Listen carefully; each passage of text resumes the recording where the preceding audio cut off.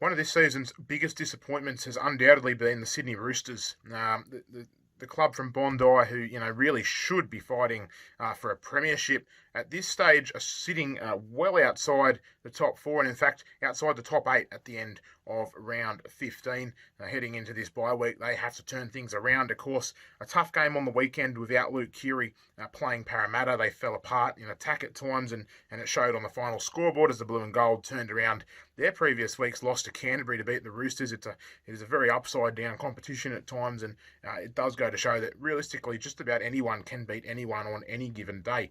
But the Roosters, they came into this season obviously with plenty to write home about. They were looking at nothing less than a top four finish, and certainly a trip to the grand final in October really was the pass mark for this club. But it's looking like they're going to struggle to make the top eight now, and that question is starting to be very valid because while there were excuses at the start of the year, certainly James Tedesco had stem cell surgery during the off-season on his knee. That was going to delay his start to the season, which it did. His form didn't really kick in until round 6, round 7, something along those lines.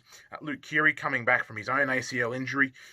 He has not hit his stride, and his combination with Sam Walker has been quite poor. Certainly some forwards coming back into that mix. Lindsay Collins, although he's been potentially one of the Roosters' best.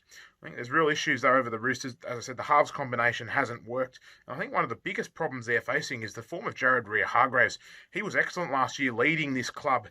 He took all of the grubbiness, for lack of a better word, out of his game.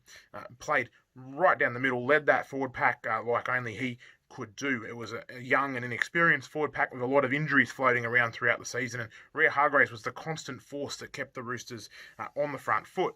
He's been nothing of that sort this year, and while Collins and Siosiua Tokiaho have played solid football, hasn't been enough to replace what they've lost.